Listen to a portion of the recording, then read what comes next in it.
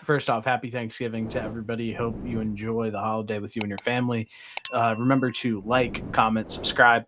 Full episodes will be on Spotify and YouTube. No Noah this week. He decided to let me know Monday of plans that he probably had for months with his girlfriend, that he was going to her house on Thanksgiving. So shout out Noah for being an awful guy as usual. In this episode, we're going to go best win, worst loss of the Week 12 NFL season. Then we're going to go with the so far rankings, and we're going to go top 10 quarterbacks of the 2025 NFL season, top 10 wide receivers of the 2025 season, top 10 running backs of the 2025 season, and then we're going to do the top 5 defenses of the NFL season so far for all of them. Then we're going to go back into our cross-off teams list, and then we're going to end with what happened this weekend with the Cleveland Browns and Shedeur Sanders. Has he arrived? And hopefully we're going to be joined by a special guest who's been on this channel before, Bo.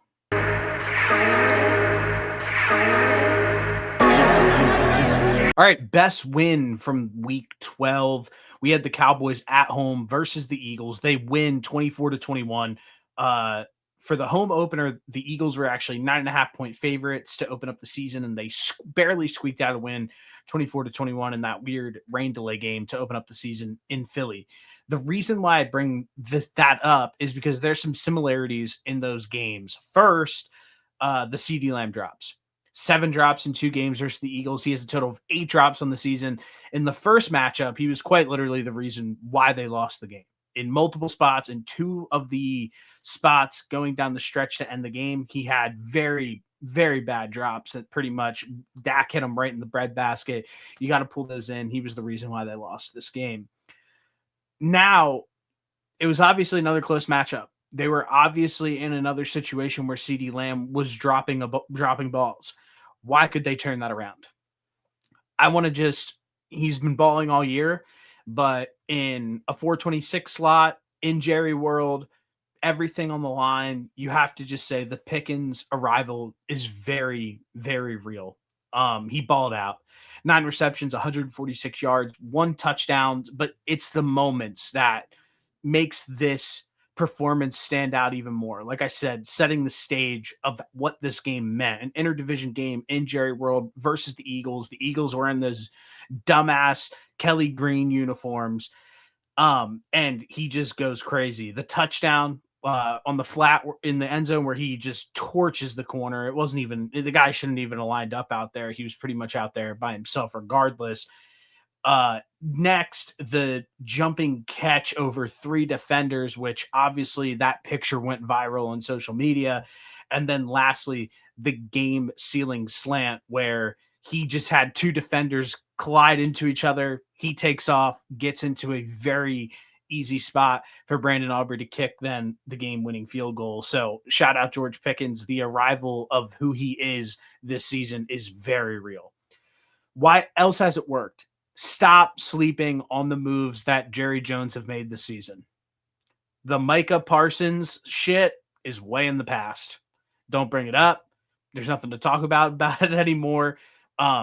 Was it the right move? Probably not. Could he have probably brought him back when you have a guy at a premium position? He's 25 years old, one of the best. Could he have figured it out? Probably.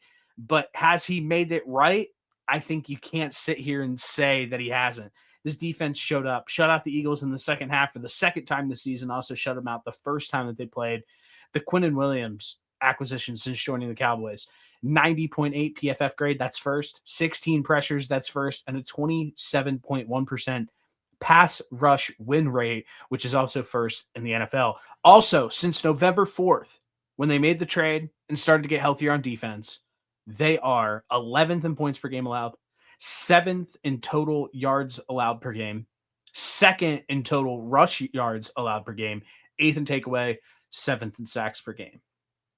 Lastly, for the Dallas Cowboys, we have to shout out Dak Prescott, someone who is severely underrated at the quarterback position with the public perception of how people talk about him compared to the product that is actually put out on the field year after year. It is polar opposite. There's a friend of mine, Spencer Gay, Sprack. He is just like, Dak stinks. Dak stinks. He does not. Dak does not stink. Has he had the playoff success? No, he has not had the playoff success. But there's also a lot of guys across the entire NFL who also haven't had the playoff success. You sit here and you say, oh, like Jalen Hurts wins a Super Bowl. Well, Dak Prescott plays a different position than Jalen Hurts. He's a way better quarterback than he could ever be. So shout out to Dak Prescott. Real quick, Dak is first in QBR, second in passing touchdowns, second in EPA per play, fourth in completion percentage, fifth in passing yards, putting on an absolute clinic this season. And then obviously has the arrival of George Pickens kind of coming out of the ashes, where I didn't know what he would be. Did I think that he would be this good? Absolutely not. But he is just a bona fide superstar at the wide receiver position. And obviously CeeDee Lamb as well. After a brutal start to the game, too, going forward on fourth, not getting it, giving the Eagles a short field, and then the Eagles go down right away and score 7-0. Cowboys 3-and-out, punt the ball back to the Eagles. Eagles have a 12-play drive, 76 yards, score again. Eagles 14-0. Cowboys get the ball back. That's the Turpin fumble.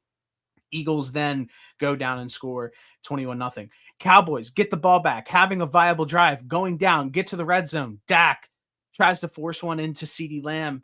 I like the vision. I thought that he was going to make the play. Obviously, he goes and throws a pick in his own end zone at that point. Eagles fans are feeling good at this point. You have to. I was watching a Barstool stream. Max was going crazy.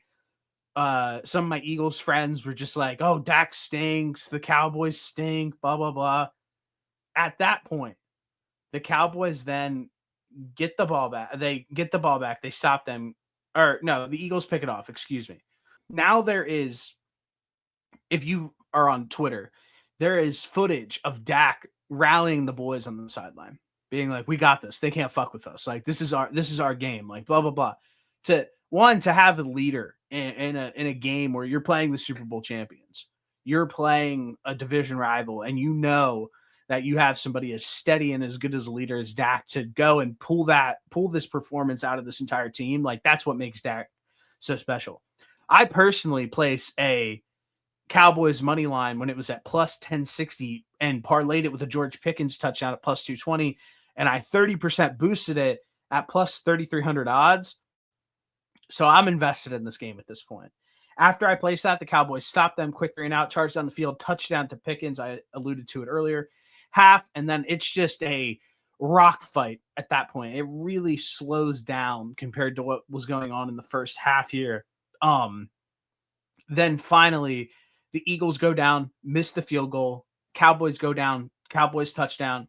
The Saquon Barkley fumble, which what's going on with that guy this season? And then the Cowboys go and close out the game. Shout out to the Cowboys for the best win of Week 12, the most entertaining game, and shout out to them for never quitting throughout the entire game. Even the special teams play where they fumble that ball, the special teams fumble where they didn't score on that possession. Obviously, Jake Ferguson was down at the 1, but like that guy got absolutely wrecked. You never see special teams clips go viral. This clip was literally everywhere. So shout out to the Cowboys for the great win. Now on the flip side of things, worst loss, Eagles lose 24-21 to the Dallas Cowboys at Jerry World. The first thing that I want to address with the Philadelphia Eagles fans and their coaching staff and everything is what's wrong? Why is there so much turmoil within an organization that is so successful? It's always something. There's always a story being leaked. There's always a player that's unhappy. And then all the fans will sit there and be like, "Oh, it's just the media trying to turn us against each other." That is so far away from what's going on in this situation. It's disgusting. The first thing was at halftime, the sideline reporter said that she asked Nick Sirianni about the report that Jalen Hurts is holding this team back, and he kind of scowled or like smugly reacted to the idea of like, "Oh, well, like he looks pretty good right now. He's doing a really good job right now." And then Jalen Hurts obviously goes out and duds in the second half. It just confirms that there's something wrong with this team. The same thing with AJ Brown, where it's like AJ Brown doesn't watch other wide receivers because it makes him sad. There's always a media availability. There's always the Twitch stream, the unhappiness, the weird energy throughout the entire building. The Brandon Graham radio interview last year where he said him and Jalen Hurts need to figure all this out, and there's clearly something wrong. This isn't the media just pulling stories out of thin air. They report on things that they probably hear, and then they confirm it, and then they report on it. And there's clearly something wrong within this Philadelphia Eagles building. The next thing with the Philadelphia Eagles is Saquon Barkley is pedestrian at this point in the season.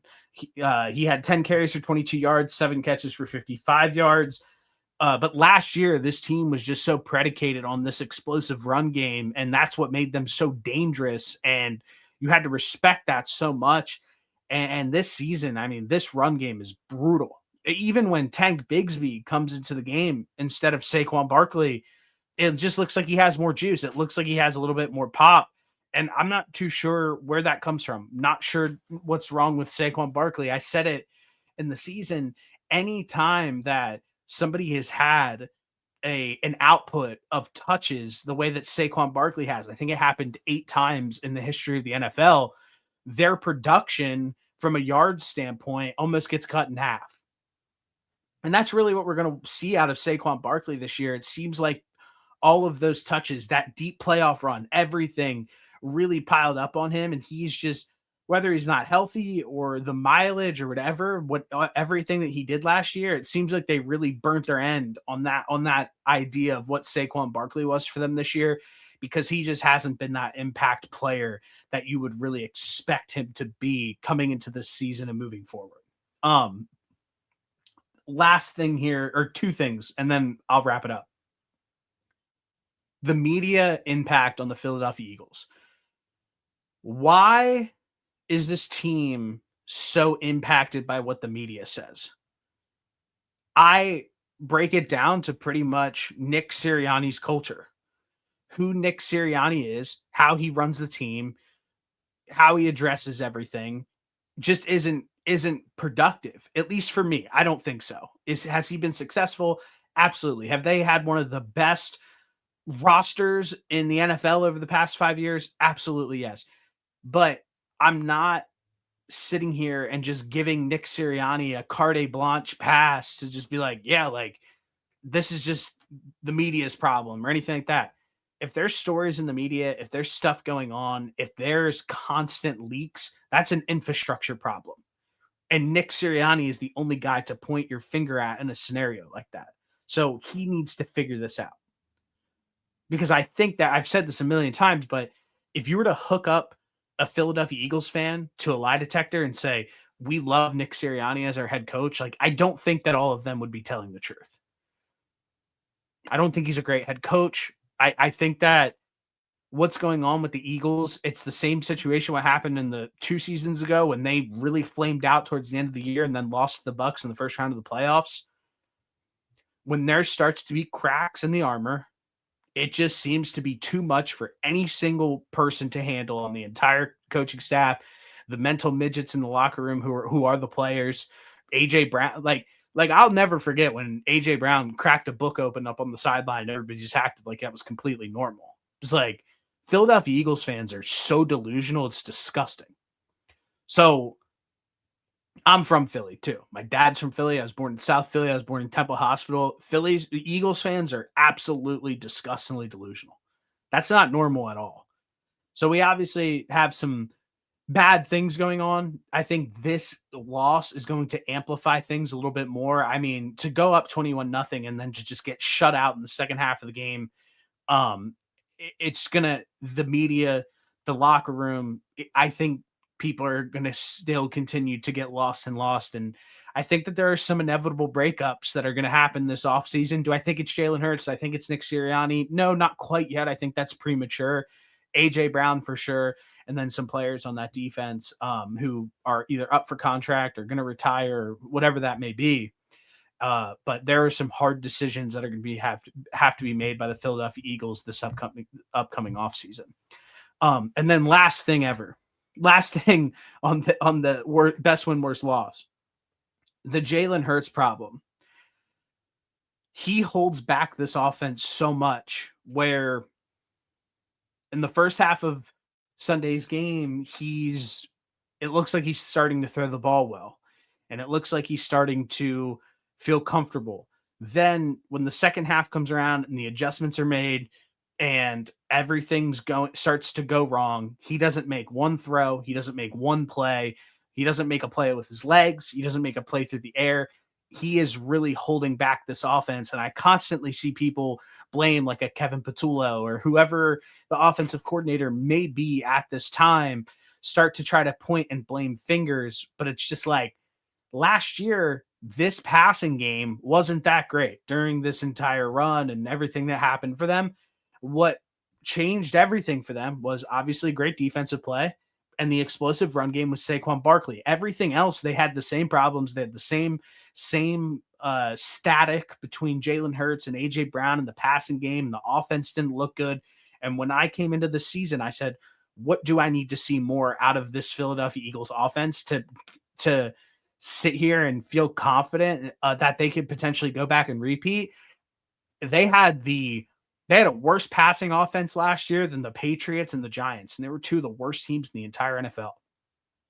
With the amount of money that you pay for an offensive line and weapons and quarterback and all this stuff, to have that poor of a passing game is inexcusable. And I said that I need to see that at least get to middle of the pack. Now, the pass game isn't in the middle of the pack. The rushing game last year was first. The rushing game isn't even in the top 10. And they're getting held together by this defense. And I don't even think that they have – I think that the talent on this defense is almost like it's not that great, to be honest with you. I think it's a lot of coaching. I think the coaching job's incredible. I think that there are some good players. But obviously Jaden Carter's elite. Obviously Quinyon Mitchell is towing that idea of being super elite. But outside of that, I mean, these are a bunch of guys who are doing their jobs and playing above expectation. So, yes, I'm going to sit here and say that the Eagles have a Jalen Hurts problem, and I think that he definitely holds them back this season.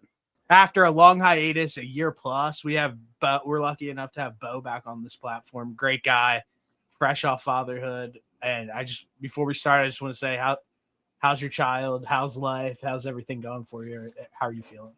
Yeah, it's going great, man. I mean, I appreciate you asking. I got a few more grays in the beard, but, that comes with the territory. But other than that, I can't complain. I love to hear that. Family healthy? Ready for Thanksgiving? Healthy, happy. What else can you ask for?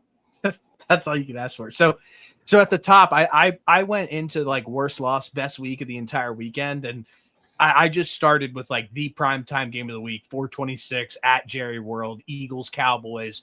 Eagles go out to a commanding lead, 21-0, do their thing. They obviously then go and collapse. And there's two parts of it. One, what did you think of that? One, that performance of the Eagles to completely stall out in the second half and the Cowboys charging back and winning. And then second, well, let's start with that. What did you think of that performance from one, the Cowboys balling out and the Eagles just absolutely collapsing? Yep, absolutely. So I want to start this off by letting you know that I am a notorious and no shame in my game. I'm an Eagle hater. I do not support them. I don't like them at all, right? The Eagles are who I think they are. And I thought they were this terrible team all season long, right? With a lackluster offense, inconsistent. I think their defense can really ball out some games and do a great job. But their offense, terrible. I don't like Jalen Hurts at the helm. So what do I think about their performance? I put that more on a terrible Philadelphia Eagles team, more so than a great performance by the Cowboys. First off, and I just want to start by saying I wasn't that surprised by it. But before I give my take, because my take may be a little hot, what do you think about it? I think you just hit the nail right on the head. You literally just said, what's the Eagles? You're like, I'm not shocked because of the inconsistencies on offense. And really, when it came down to it, it's a tale of two halves. We have the first half where they come out to a commanding lead. They throw up 21 points. They're airing it out. They're doing the thing. And then the second half, when the defense makes adjustments, they come out and they're not able to make the proper adjustments on offense. And they shut down areas of the field where Jalen Hurts is comfortable throwing the football. and look at him and say, let's make you uncomfortable and throw to these spots of the field where we know you cannot throw. And that's exactly what we saw that week, that on Sunday, excuse me. So you said you have a boiling hot take. So Well, it's so not go boiling. ahead.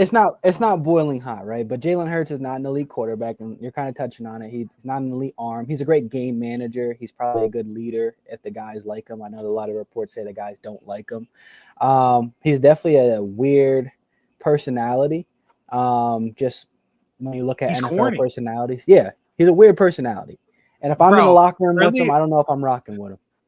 Bro, I think he's like Russell Wilson.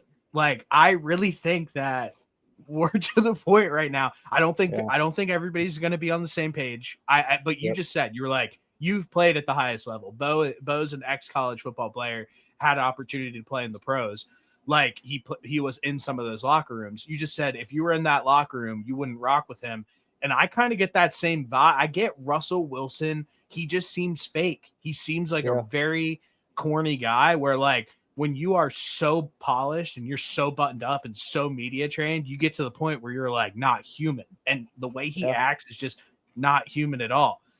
Another thing, you said he's not elite. I got into fights over the summer when people were like outraged that they said that like Jalen Hurts wasn't a top 10 quarterback. And it's just like, if you watch what Jalen Hurts does on a week-to-week basis, he is not playing. If you put any starting quarterback in the Eagles offense, they would be able to succeed. That's really all that comes in. Like, if you're telling me that you wouldn't put Justin Herbert in the Eagles offense, that the Eagles wouldn't be like significantly better, that's just absurd if you would think otherwise. The other thing that you wanted to touch on, and that was the second part of the conversation I wanted to have, is you alluded to the media reports around the team where it's like they don't rock with Jalen Hurts. They are in belief where he limits them from doing certain things on the offensive side of the football. One, why the Eagles, why does the Philadelphia media have so much control over the Eagles football team where it's like they're a house of cards? Anytime where it's like you hear one thing and then it just like starts trickling. AJ Brown's upset. They don't believe in Jalen Hurts, this, that, and the third. And it's just like, then their fans are like, well, none of that's true. And then like they address it in the media and it seems very true. And stories just don't appear out of thin air. There's some sort of validity. Am I saying it's the full truth and nothing but the truth? No, not at all. But I think that there's some validity to those stories. One, do you believe that they truly do think that within the building about Jalen Hurts? And on top of it, what do you think about the Philadelphia media and the Eagles just being mental midgets and not being able to take the criticism from the Philadelphia media? No, great questions, right? So before I get into that, I kind of want to tee up the Eagles offense, right? Because we have three players that we haven't talked about that are huge household names, right? You have Smitty, who's a former Heisman Trophy winner. You have A.J. Brown, who is arguably a top 10, top 5 wide receiver when he's fed and healthy, X, Y, and Z. Then you have Saquon Smith, who is arguably a generational running back. Saquon Barkley. So, Saquon Barkley. That's what I meant. Yeah. So you have generational talent, right? These guys are out of this world, right? So that's a lot of ego. So in terms of thinking about the Philadelphia media and how they handle that, that is a lot of mouths to feed. And before we get into this even further, right, we got to look at who the leader of that organization is. The head coach name is Nick Sirianni. Sirianni, yep. He's a very chippy, weird guy with the media at times as well, right? So it kind of makes sense that the team kind of follows that same attitude. And there's a lot of mouths to be fed, right? So I don't think the media is out of touch. I don't think they're doing anything wrong. I think the A.J. Brown sound bites, he's doing it on purpose. The tweets, the sound bites, the Instagram posts, and arguably he has a strong reason, like a valuable and honest reason why he's upset. A lot of the times Jalen Hurts is looking him off, not looking at him, can't get him the ball, right? I'd be pissed too. I'm a top 5 wide receiver in the league, right? And this is also it's a contract year for him as well, right?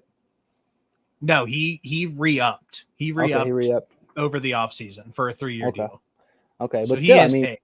Yeah, he's paid, but He wants to eat, right? So you do, I was going to ask you, so you do feel as if he's like a little validated. And the way that I look at it, and tell me if you think the same thing, is like, he thinks that in the biggest moments of the games that he could tilt a game and win a game just as much as anybody else on the field, because he knows that he's an elite player. So of course he's going to come out in the media and say, I'm not being utilized correctly. You pay me $100 million, and I know for a fact that I can impact the game more than anybody else out on this football field. Yeah, I agree with that. Especially So, when someone like Saquon Barkley isn't really showing it this season. no, not he's pedestrian this season. That's really all there is to it. So Yeah. the other part of this is the Jalen Hurts situation. So you addressed obviously like what's going on with the Philly media. They're obviously in touch. What's going on? What do you think is going on within that building where it's like, why are these reports starting to circulate where it's like, do you think that they're starting to drop tidbits to the media? Do you think they're starting to drop stuff to the media? Because the Eagles are obviously a very smart organization. Nobody is discrediting the fact that they're able to build an elite roster and compete with the best of them. Are they starting to leak these sorts of stories that they could be potentially thinking life after what Jalen Hurts could possibly be in Philadelphia? I think the locker room probably hopes that's the case. I think moving on from Jalen Hurts as an organization, as a GM, as an owner is unthinkable. They're not going to do it, right? That's their guy for the future. That's the guy they're going to have to build around. And if the guys in the locker room don't like him, I think they're getting booted. I think that's kind of what it is. So I think there's truth to it, but at the end of the day, I think there's truth from it from the players, but from the upper management of the organization, I think there's nothing valid about that. What do you think? Yeah, I think you're right. I think it's hard to move on from a guy like Jalen Hurts, who brought the city of Philadelphia Super Bowl, who's won a very high percentage of his games. But you just look, and if the roster around him isn't completely tailored and right, and things are clicking, like it's not going to just be peaches and cream, and they're going to win all these football games. Because, like last year, I talked about it a little bit before you hopped on, and I also said the same thing about Sirianni as well, where it's like, if you hooked up a lie detector test to Philadelphia Eagles fans and said, "Do you like Nick Sirianni as your head coach?" I think that, like, put on a lie detector, I think that they'd be like, no, we do not like this guy as our head coach. Yeah. And on the other side of things with the offenses, they were so predicated on the explosive run game last season and Saquon busting those long runs, and it opens a lot of things up. Now that that's not clicking, and I said it last year, their passing game was 31st. They had a worse passing game than the Giants and the Patriots, who were some of the worst teams in the entire NFL last year. Now the passing game is in the same exact spot. The running game is not first as it was last year. It's middle of the pack. You're not going to see an Eagles team be as dominant as they were last year, because you can't just ride the back of your defense like that. You see the same thing with the Steelers, like teams who are just like built on the identity of a defense. At some point they start to kind of wear off. And I think that that's what we're going to see with the Eagles this season. As for Jalen Hurts in the future, I think it's going to be interesting to watch it play out, because I think that there is an inevitable breakup this offseason between Jalen Hurts and the Philadelphia Eagles. And once that happens, I think that we're going to see a lot of other things open. Why do you think that? I just think it makes zero sense for him to be there. If you're going to have some of the lowest pass rate in the entire NFL, if you're going to not have a quarterback be able to properly feed him the football, if you're not going to use him correctly, why would you put so much money and resources into a position like the wide receiver position? Let's not forget. Oh, do you mean everything Jalen Hurts or AJ Brown? Because you said AJ Brown. Okay. Excuse me. I meant AJ Brown. That's why you perked up. I think you probably agree with what I'm saying. But like the amount of resources that the Eagles have put into this wide receiver room is like, you took Smitty in the first round. AJ Brown was viewed as a perennial like top 10 wide receiver when they traded for him. They traded for Jahad Dotson, which I know that people probably forget this because he stinks. He was a first round wide receiver. Like, there's so much put into this wide receiver room that it's clearly just not working out. So I do think that there is that inevitable breakup with AJ Brown, and the Philadelphia Eagles this offseason. Yeah, I completely agree. And also, just to kind of another tidbit on this, right? Jalen Hurts, we already kind of talked about his arm. He throws a terrible deep ball, right? These guys are Yeah. freaking wide open sometimes that if you just throw it to them in relative stride, they're going to be scoring like easily, right? And it's just he can't put it on them. And I think Smitty had a really good adjustment to the ball. I think he blew by the corner on Sunday, and he had to make like an outstanding catch because the ball was thrown behind him. So no, I agree. I mean, That if you're looked AJ Brown, that looked why out do you of a want to be there? movie, that catch. Yeah, why do Yeah, you that want to was be there crazy. when you know that like what's possible? Like you've seen he's in the prime of his career. He Wide receivers don't have a long prime where he's starting to get to the age where like you start questioning that. He's had injuries. Like why would you not want to? There are plenty of teams who could be competitors in the NFC and the AFC if you add an AJ Brown alongside with the like I think of the Patriots. The Patriots really need a wide receiver. If you put Drake May with AJ Brown, I mean AJ Brown might have 1,700 yards. Like it would be he would get fed on that rate. So I'm right. I'm right with you on that. Is there anything else that you want to talk about, like the Eagles Cowboys matchup that we didn't talk about, or are you good to move on? Yeah, I do want to shout out George Pickens, Oh my who gosh. most people think he's the second option on that Cowboys team. No, he's the number one option, and some people will argue he's the second best wide receiver in the league right now. So I mean, I think it's important to note what he's been doing, and like I said, I think that a majority of that game is on the Eagles fumbling, but George Pickens has been absolutely insane. And I think it's important to at least touch on that as well. What do you think?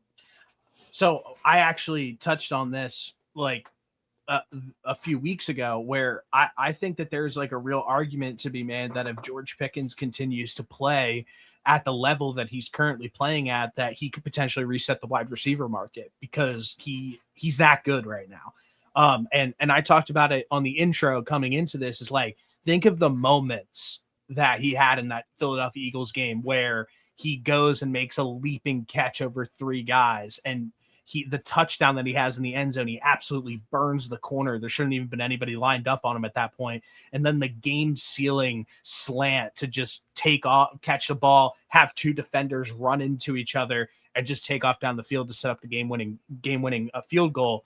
The moments also are like matching the eye test of like the box score as well, where it's like, damn, he's that special. And I think that and tell me what you think of this as well. I think that if he continues to play at this level and plays out the rest of the year, I think that there's an argument to be made that he could potentially reset the wide receiver market. Or I tweeted this out the other day. I said, George Pickens might have a case to reset the wide receiver market this offseason. Look at what the top guys are getting paid.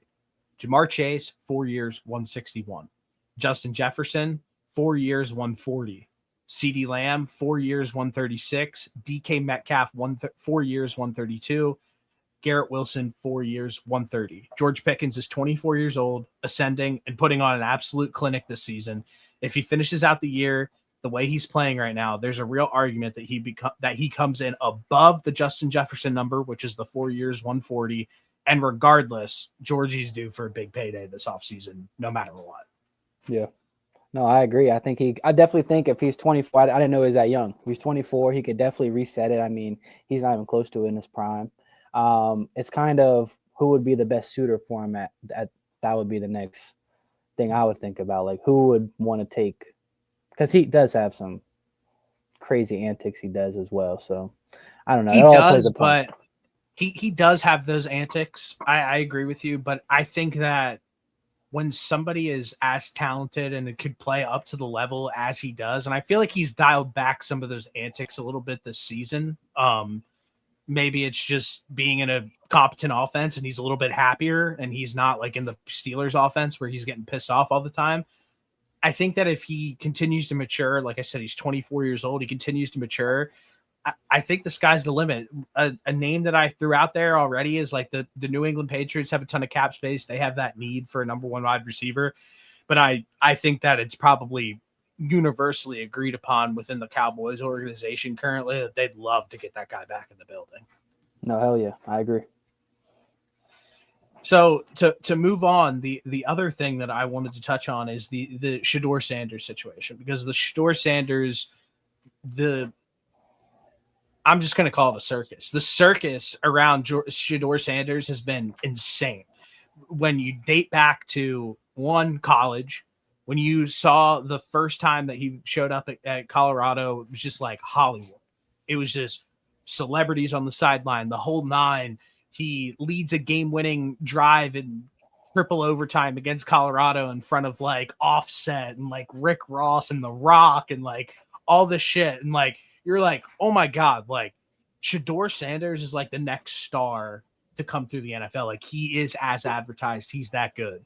Then kind of a lackluster end to his career at Colorado, where I think it's pretty much safe to say that team, those players, those guys didn't live up to expectations that were set on by themselves, the coaching staff, the media, and it kind of came crashing to a halt. Then he goes into his draft process where it seems it's been like universally agreed upon that he has failed that process, and he goes from somebody who was touted as one of the biggest prospects in the NFL, the next quarterback, and he falls the whole way to the fifth round where he finally goes and gets picked by the Cleveland Browns, and he makes his first start this weekend, and a Cleveland Browns quarterbacks making their first start in the NFL have never won a football game, and he goes and makes that leap. And what do you think about obviously the whole Shedeur, the I don't even know what to call it, honestly, just Shedeur as a whole. Yeah. So we talked about this privately, right? Just, but I want to let it be known my initial thoughts on him and how it's kind of changed, right? I have nothing against Shedeur. I think he's a good guy, whatever the case may be. Athletically and football wise, coming into the pre-draft process after his college career, I thought he was good, a little bit above average. I didn't think he was great. I didn't think he was anything to write home about. I definitely didn't see him being a top 5 pick, right? And that's where everyone kind of projected him to be. And obviously, like you said, he fell to the 5th, right? Throughout him going to the Browns and all the media coverage he got, like I said, I was so indifferent on him, and I didn't really like all the hype he was getting, so I kind of disliked him. But the amount of hate that he gets in the media now, and the amount of I don't even know what the negative attitude his head coach gives him, it's kind of like reversing my stance from disliking him to now I'm like rooting for him and I like him, right? Yeah. Before he was kind of like the rich kid that was successful and flaunting APs. Yeah, out of touch. Now, Out of touch, like yeah. And now he's like the underdog that everyone's hating. I'm just like, damn, I kind of want to see him ball out now. APs. Yeah, and I'm just like, damn, I want to see him ball. So but the first thing I want to go back to is like his attitude and the way he presents himself. Like, do you think that like looking back at it now, like I think of it as like, remember the scene in Step Brothers where like they're interviewing for jobs and they're wearing tuxedos, and the guy like he's like, the tuxedos seem a little bit fucked up now. And that's kind of like what I think that like, that's how I like view the Shedeur Sanders situation, where it was like, this guy's a dog. yeah. And then it was like, wait a second, this is you're fucked up, dude. So like, do you think like his attitude and all of the antics and shit like that definitely played a part in like teams kind of being turned off of him a little bit? Yeah, I think it definitely did. I mean, you're playing underneath your dad, right? You're Deion Sanders' son. You're in Colorado. Migos is out at your game. You got all the celebrities, right? It's just like a distasteful, kind of like an arrogant look, but kind of like tailoring this back to our last conversation, how the locker room doesn't rally behind someone like Jalen Hurts. Pre-game, when Shedeur was like, "What are you hoping that you show?" He's like, "I want to show I'm exactly who they've been looking for." Like that's the type of attitude as in a locker room. You're like, fuck yeah, like I'm trying to ride with him. Fuck yeah. Exactly. So that's kind of like I think the tell-all sign was the first deep shot that he threw to Isaiah Bond, completion, cuts to the camera, and it's Myles Garrett, who's one of the best players to ever grace football. He just like makes a face. Yeah. You know, he just makes a face. It's that little thing right there where it's like, okay, like you are like, you're kind of rooting. I'm rooting for Shedeur too. Like I think that would be a great story if he could somehow figure this shit out and like make it right. As for his first performance, you texted me, you're like, I'm all in on the Shedeur train. Yeah. I do want to say he completed 55% of his passes. He Yep. had a 66-yard touchdown, which was thrown 8 yards behind the line of scrimmage. He threw a really bad pick. Do I think that is the are we gonna sit here in 10 years and talk about the Shedeur Sanders like debut? Probably not. But I don't want to also be that hard on him to the point where it was like, oh, this kid sucks, blah, blah, blah. That was his first ever start in the NFL. He was a 5th round draft pick, and he went out there and won the football game. And he wasn't the reason that they lost that football game. And I think that's pretty damn fucking impressive. I can agree. And just adding in on that, right? What do you think the mentality is and the attitude, and how do you think it affects his mental? That, I mean, he's in the building, we're not in the building, but from the outside looking in, it looks like his head coaches don't fuck with him, right? Yeah. So how do you think that kind of plays in his mind when he's suiting up and he's going out there? I think an underrated thing about Shedeur Sanders that I don't think a lot of people would give him credit for is like he's a little unshakable, where I don't think he cares. I think that like in his mind, he's like, I don't care if all of you guys hate me. I'm going to work hard and try to prove it to the fact where you guys like me. Like love or hate me. I think that's an underrated quality about Shedeur, where like I think that he doesn't care. I think that he can take that criticism and adversity head on and weather the storm and come out on the other side of it. I agree. And just speaking on his performance, right? That his deep shot, right? That was like a 7-man blitz. They had one free blitzer. He had to scramble out. A great pass on the run, right? Like you said, his completion percentage wasn't that good. I guess an excuse you could make is that, or he's been saying, he hasn't really been practicing with those guys. Which I don't know. I don't know if I call that an excuse. And then the pick was just like a really bad a read. The DN dropped and it was like a snag concept. So I mean, that's kind of understandable. But I think overall, his first game. Yeah, absolutely. And I think overall they should be like applauding that effort. Like a rookie, like you said, a rookie that won his first game for the Browns. Like the Browns, they suck. They suck, and that's something else I wanted to say too. Like, are we gonna sit here and act like this like group that they have on offense is like a group where it's like we're expecting Shaduer to just go out and light it up? Like, it's not really a great group on offense either. So, like I said, I think that like when you just look at everything that happened to Shaduer with the pre-draft process, the way this season has played out, the Dylan Gabriel shit, the Kevin Stefanski shit, to go out, continue to put your head down, go out the first time that you ever lace up and start and win a football game, like it's pretty impressive. Like it's pretty fucking impressive that he was just able to weather the storm and make things happen. And I think that like he has given the coaches no option at this point. He is starting this upcoming week. I think that he does have some buy-in within that locker room where they want to see him succeed as well, kind of like what me and you were talking about. And I just think that's interesting. On the flip side of things, there's a racial undertone with every single thing that Shedeur Sanders does. What I do want to defend as well, because somebody posted a picture of Shedeur Sanders and JJ McCarthy and said arrogance and like a leader or something like that. It's like, in fairness, JJ McCarthy has been getting fucking clowned for the last like 3 weeks, like bad. Yeah. Like every time I get on social media, he's getting clowned.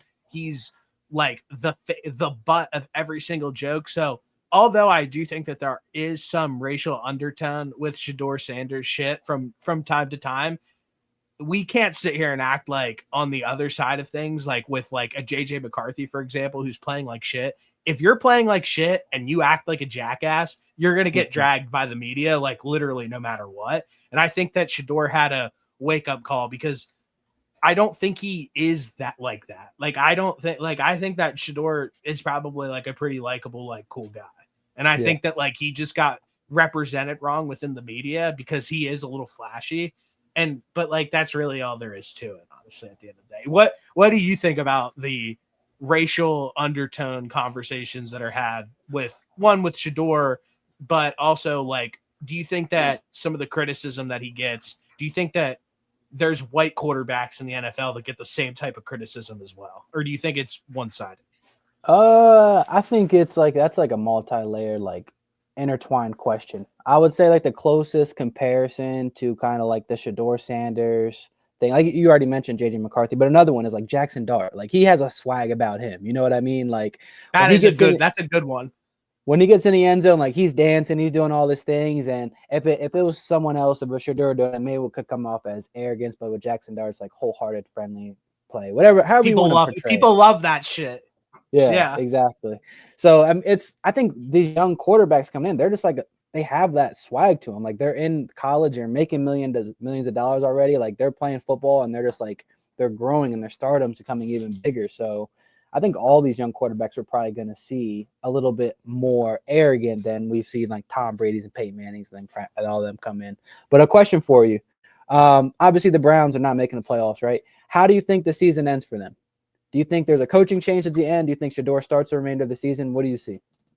I think Shedeur Sanders starts the rest of the season. I think that's the only right answer. It's like at this point, we're not going to do anything. Fuck it, whatever. Let's just figure out what happens.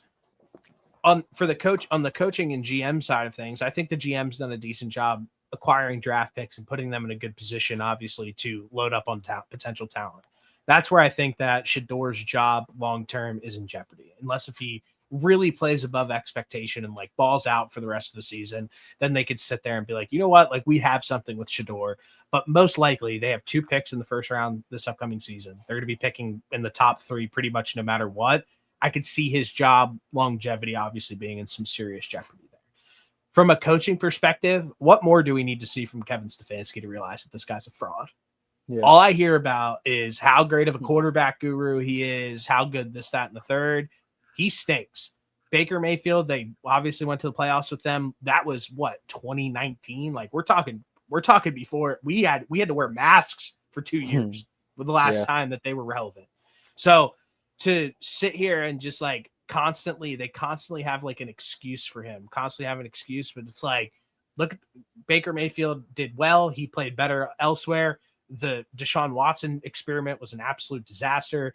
And then you had other quarterbacks, these stop-gap quarterbacks come in and out, and it just hasn't looked good. The Dylan Gabriel thing obviously was a miss. And then Shaduer, as much as we just said, like, we want to see him succeed, there's probably a 95% chance that he's not their quarterback next season. So it's like, at what point does a guy who is just a perennial loser, who never puts out a good offense, who's known as an offensive coach, why does he keep getting this pass? I think that's an inevitable firing at the end of the season as Kevin Stefanski is gone from the Browns. I agree, and I hope so.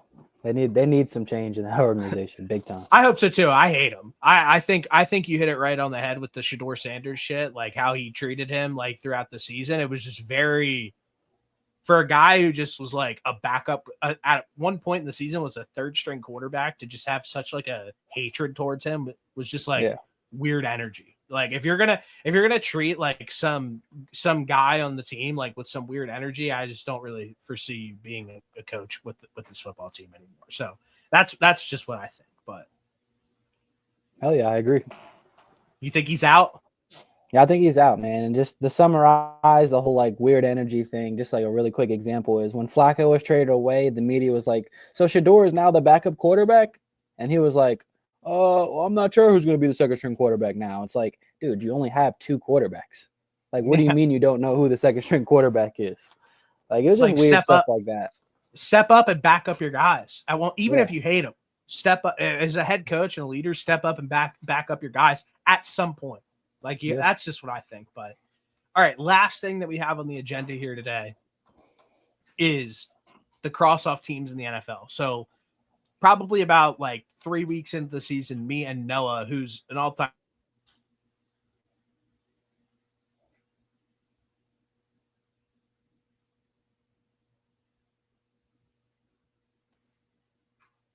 it's always the transition, dude. Yeah, every time. So yeah, Noah's an all-time bad guy. He's a scumbag. He literally texted me yesterday. He's like, I'm going to my girl's house to for Thanksgiving. It's like you probably knew about that for a month. Yeah. A month. So Noah's bad guy. But we have our cross-off teams in the NFL. And cross-off teams just guys who we're just out on completely. This is the list that we have so far, and tell me what you think. The Giants, who sit at 2-10, Saints 2-9, Texans 6-5, Jets 2-9, Titans 1-10, Bengals 3-8, Falcons 4-7, Dolphins 4-7, Cardinals 3-8, Raiders 2-9, the Browns 3-8. I broke it down in a few categories. Let me know what you think. Teams I feel great about: Giants, Saints, Jets, Titans, Raiders, Browns, Dolphins, Falcons. Out on them completely. Do you think that that's safe to say that those teams are all cross off? Or Yeah, those teams are all gone. Teams that I'm on the fence about, hear me out. The Texans sit now at 6-5, which when we did this list last time, the Texans just lost CJ Stroud. Davis Mills was going to come in for now. It's been a 3-game stretch, and I was like, they're dead. They go on a 3-game win streak during this period. They have a great defense that helped them stay afloat. Davis Mills did his thing. They're getting healthy at the right time on defense and offense. You're getting CJ Stroud back. They are now, could they potentially round into form late in the season? They're sitting third in the division. They're off this 3-game win streak. The remainder of their games are Colts, Chiefs, Cardinals, Raiders, Chargers, and then Colts again. I'm giving them the 2 wins against the Cardinals and the Chargers. So that puts them at 8 wins. Yeah. Do you think that I should just help myself right now and take the Texans off of my cross-off list? They're not beating any of those other teams. Really? Unless the Colts hit their guys out last week. So real quick, Colts, Chiefs, Yep, Cardinals. No, they beat the Cardinals. They beat the Cardinals and the Raiders. Yep, they beat those 2. Chargers. They lose. And then Colts again. So you're sitting here saying that they'll finish the season at 8-9. Yeah. You don't think they split against the Colts? Unless the Colts hit those guys the last week. Mm-mm. Okay, so that's interesting. So in that situation, they would then miss the playoffs. What's your hesitancy about this Texans team, where it seems like you're really not too much in on them? Oh man, I mean everything you said. I mean they're coming into form at the right time, but I mean they just haven't shown they haven't shown it, right? And the Colts are good, right? I want to preface the teams that I said they're going to lose to. They need the wins, right? So there's not going to be like, well, if we lose, blah, blah, blah. Like the Chiefs, they need the wins. The Chargers, keep the Chiefs at bay, they need the wins, and the Colts, they're going to be going for that number 1 seed. They need the wins. So I just think those teams are not only playing better, yeah, they're better and they're healthier, but they need the wins. Like they're playing hungry dog teams. What do you think? They're playing for their lives in the playoffs. Like it's not a guarantee that the Chargers and the Chiefs are making the playoffs at this point. Those are kitchen sink games for them down the stretch to be able to make it into the playoffs. So I agree with you. So I came into this thinking this was a bad call. Do you think that? So you think that I should keep them crossed off? And the second question that I want to ask you is, with all of this, is now that we're in a stretch now, Davis Mills came in for this 3-game stretch, obviously did his thing, and now went on a 3-game win streak. CJ Stroud is due for a payday. They obviously have him for a 5th year. They can get his 5th year. They could franchise tag him. Do you think that if he comes in down the stretch and blows this opportunity for them to potentially make the playoffs after this 3-game win streak, do you think that there's any hesitancy or pause of a decision that could be potentially made this offseason where he could go after that $250 million contract? Or do you think that there's a world where the Texans could just say, we're going to take that 5th year option and we might franchise tag you for a year and slow play it, because it is starting to become a distant memory of what CJ Stroud has done in that first year of his career compared to what he has done the last 2 years. I know that they've gone and won some playoff games. I know that the franchise is more relevant than ever, but you can't sit here and say that it hasn't been off the back of that defense and what D'Amico Ryans brings to the table. What do you think about all that? I think the only thing that could really derail him from getting paid this offseason is if when he comes back, these games are blowouts. If they're not competitive. If they're competitive and they lose by a full 6 points, a touchdown. They're gonna be competitive no matter what because of this defense.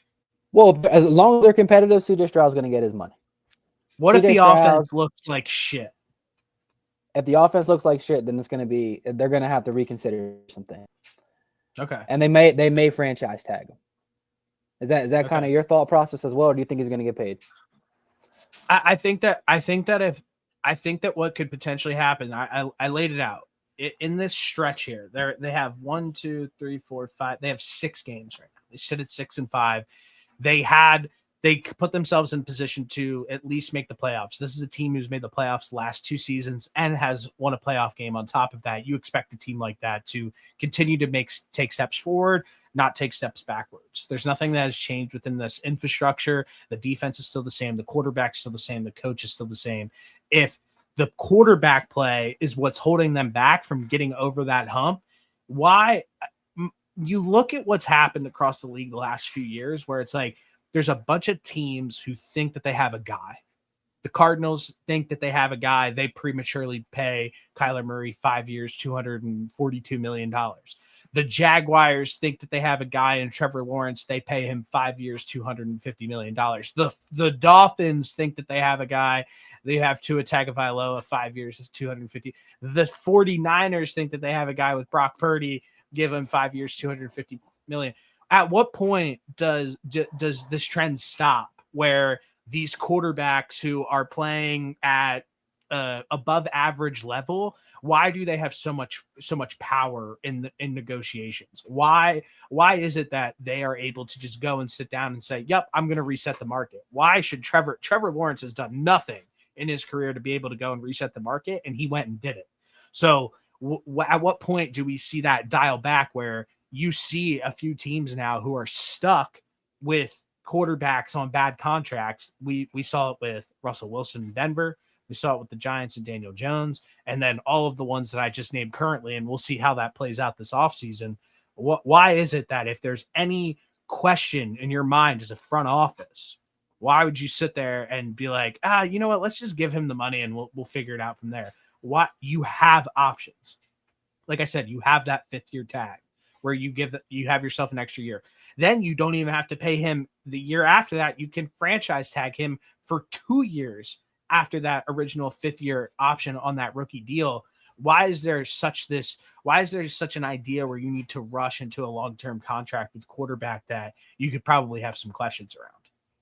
I want to see kind of where you think CJ Stroud falls, right? Because we've had this conversation, obviously not on air, but privately, right? Going into next year, all the information you have right now, who would you rather quarterback your team? Who are you saying is more of a guy?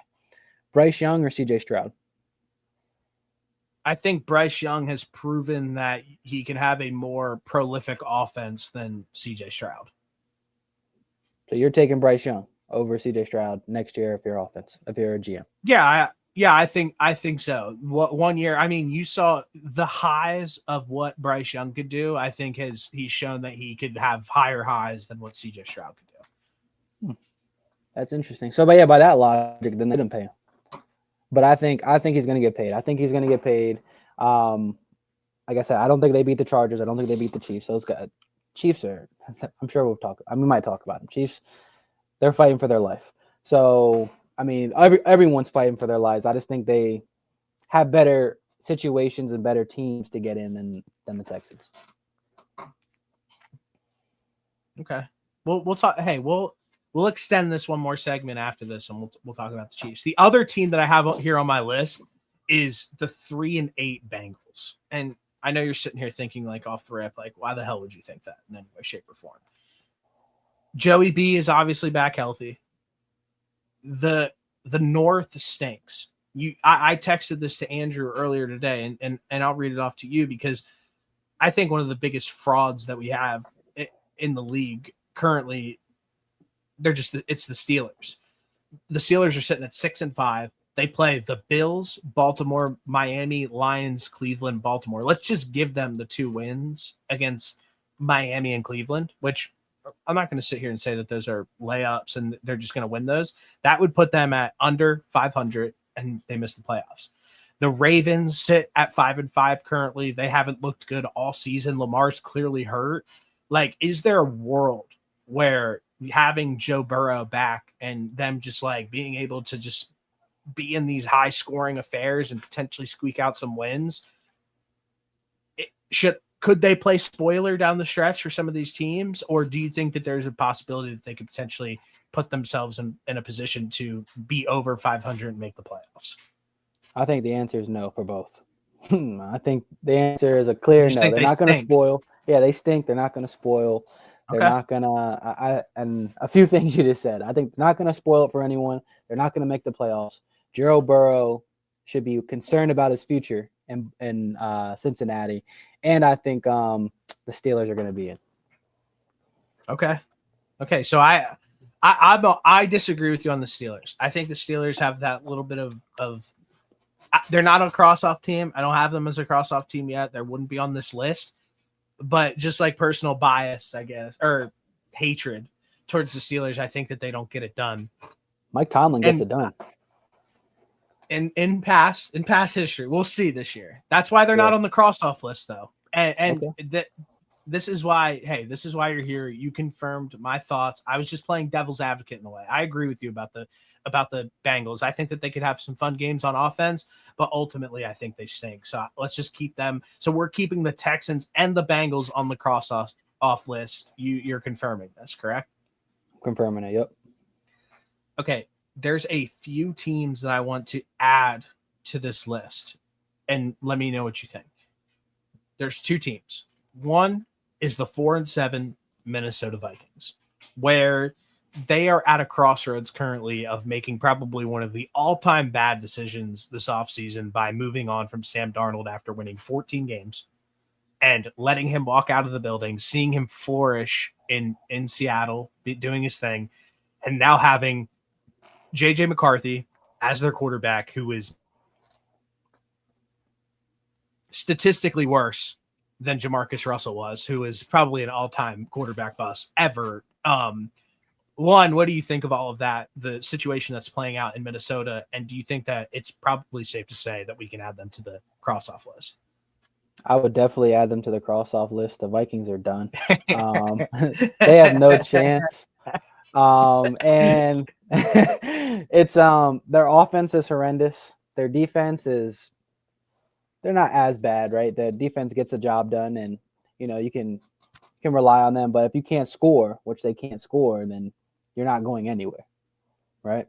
What's your biggest takeaway from their offense that kind of, besides JJ McCarthy, right? What's your biggest takeaway that kind of you think hinders them?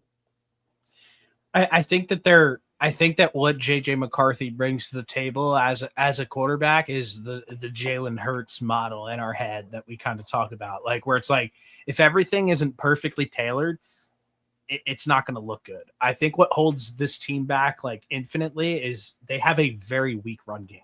The offensive line's not that great. They've been banged up all year, having kind of like a rotating cast of guys, and then they brought in a whole new group of guys. And you say it often, like you can bring in guys who have been good other places, but like just because it's new doesn't mean it's going to be good. And having a group of guys who have played a ton of snaps together is like the most tell-all way that you're going to have like a good offensive line. And to just have a rotating cast all season, you're just not going to be good. So I think that is probably the biggest issue, where it's like the run game isn't clicking.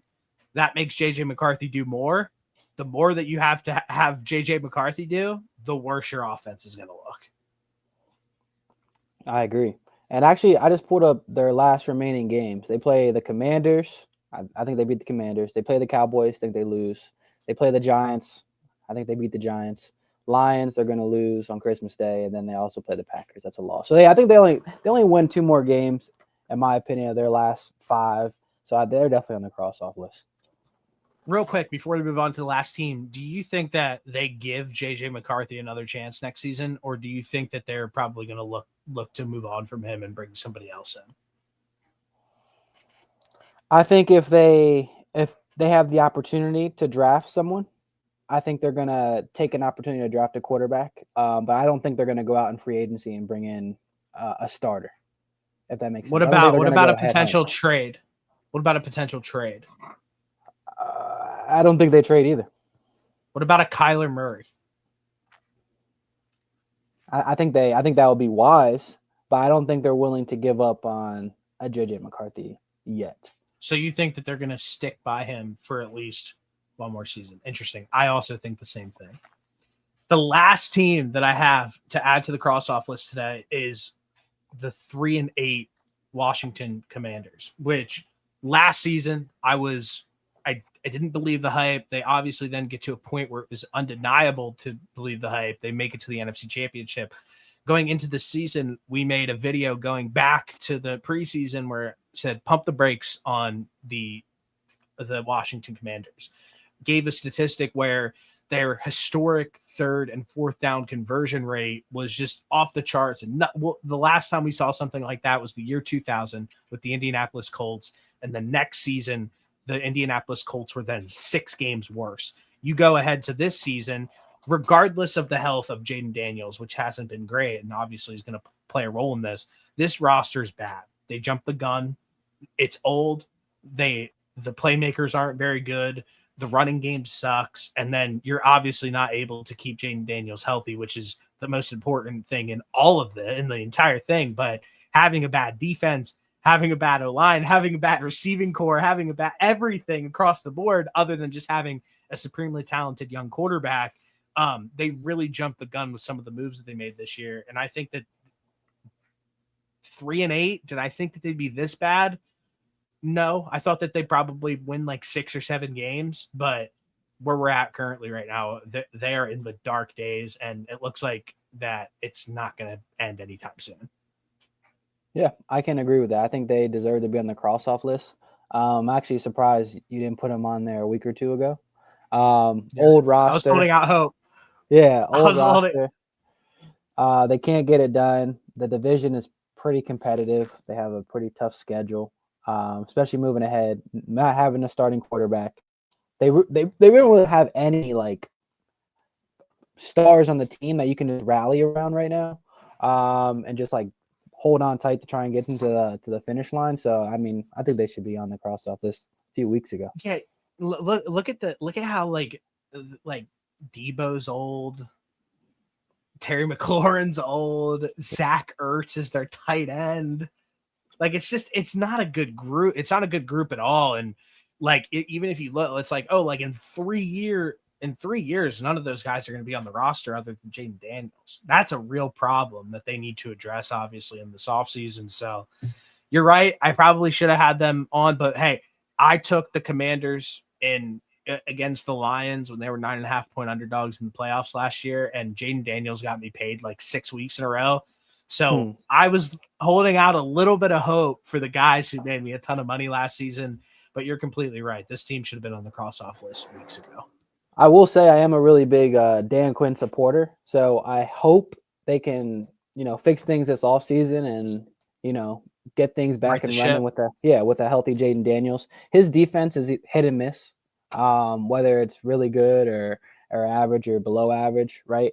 He kind of sticks to his guns on that, but I am a big supporter of his, and I hope they're successful. But this year, they're done. They're done. All right, so we're gonna talk about the Chiefs before Bo heads out of here today. But the final cross-off list that we have today is Bengals 3-8, Vikings 4-7, Commanders 3-8, the Miami Dolphins at 4-7, the New York Jets at 2-9, the Cleveland Browns at 3-8, the Tennessee Titans at 1-10, the Vegas Raiders at 2-9, the Giants at 2-10, the Falcons at 4-7, the Saints at 2-9, and the Arizona Cardinals at 3-8. Before you head out of here, you alluded to it a little bit in the middle of our last conversation. What did you want to talk about? It sounds like you have to get something off your chest about the Kansas City Chiefs. What do you have to say? The Kansas City Chiefs, right? So here's kind of where I stand on it. A lot of people are down. I think you may be down on him actually. On Patrick Mahomes and his performance for this season, saying that he looks extremely mediocre and he's not playing his best ball, which I'm not going to disagree with. Andy Reid as a play caller, a head coach, whatever the case may be. My thing on the Chiefs, if Patrick Mahomes and Andy Reid are who they are, who they shown us they are, who they were in the past, they're getting in the playoffs. And when they get in the playoffs, they are a dangerous team. Absolutely. Right? If they are who, and I'm gonna entertain all Patrick Mahomes has fallen off, has taken a step back, is not the same player, his deep ball is not as accurate. I'm gonna entertain all those conversations if they do not make the playoffs. But if they make the playoffs, those conversations, they have to be minimized. What do you think about that? I don't think that any of what you just said like has validity. Like, I don't think that if they miss the playoffs, I don't think that that's something that should be entertained in any way, shape, or form. What I do think needs to be entertained is the fact that Andy Reid has completely lost his fastball. Like, the offensive coaching staff who they have within the walls of the building currently is not able to get it done. And they haven't been able to get it done the last 3 seasons. And the issue, it just stems from Andy Reid's calling the plays. If you watch the Chiefs and what they do on a week-to-week basis, it's Patrick Mahomes, say height, and figure all of the issues that we have in this building out on your own. And Patrick Mahomes is just that talented and that good that he's actually able to then figure out those problems and be successful in spite of all of those things just because of how talented he is. But really what it comes down to is just Andy Reid is just, he's past his prime. And I said this the other week where right now it seems like that they're a year overstayed at this point. Because if you think like they go and they win that Super Bowl last year, for example, Andy Reid's been flirting with retirement for the last like 2-3 seasons. You have to think that Andy Reid, after they win that Super Bowl last year and complete the three-peat, that he's not walking off into the sunset. You think of the same thing with like a Travis Kelce. Travis Kelce probably then goes ahead and walks off in the sunset. So I think that like now we're watching a team who a coaching staff and who has like overstayed their welcome a little bit, where that's what's holding back Patrick Mahomes from being the Patrick Mahomes that we all know and love. And I think he's actually playing really well this season and balling out, but it's only because of him. It's not because of anybody else. It's just because he's that good. The offensive scheme, the offensive play calling is just not significant. It's not sophisticated in any way, shape, or form. And just shout out to Patrick Mahomes to be able to overcome all of those shortcomings. So do you think that, two questions, do you think that at the end of the season, Andy Reid and the Chiefs mutually agree to part ways? Yes. I think it's one of those situations where I think he's going to retire no matter what. But if there is a like I might come back for one more season, I think it might be one of those situations where they look at him and be like, yeah, buddy, it's time to retire. Time to go. Yeah. Okay. I get that. And then, well, I have another one after this too, actually. Do you think they make the playoffs? Go ahead. I don't think that they make the playoffs this season. I think that they have a tough road ahead of them. I think that they put themselves behind the 8 ball. And in past years, when you're sitting here watching teams and having things like bounce the right way for them, they've had things bounce the wrong way for them. And just because of the style of football that they play isn't a winning style of football. It's just trying to like out chess match everybody all the time. And we haven't seen it happen this year. Even when you look at what happened with like the Colts this past weekend, like Patrick Mahomes has 352 yards rushing or 352 yards passing. The defense holds Jonathan Taylor to 58 yards. Hold on, let me pull up the team stats here real quick because I think it's even more significant than that. They have a ton of first downs. Their efficiency is great. They're good on offense, and they're in an overtime game against Daniel Jones where they could barely squeak out a win. So it's like if you look at the statistics and the box score and everything that's going on, you would be like, oh, the Kansas City Chiefs dominated the Colts this past week, and they're just hardly squeaking out these wins. And I think that's the difference, where they just aren't as good as they have been in past years, where that's fine. Talent's going to go and walk out of the door all the time, but they've had a hard time figuring out that talent to bring back into the building to keep them relevant. And they're only relevant because of how good Patrick Mahomes is. Okay. So you're saying they're not going to make it, right? I'm going to tell you their remaining schedule. You tell me if they win or lose. They play the Cowboys tomorrow. Is that a win or a loss? I think the Cowboys win. Cowboys beat the Chiefs. I think so. Okay. After that, they're going to play the Texans. I think that's a 50-50 matchup. I think that will be a rock fight 50-50 matchup. Okay. Do you think it falls to the Chiefs though? Probably. Yeah, we can give them a win in this situation if you'd like. Okay. Week after that, Chargers. I think the Chargers win that game. Okay.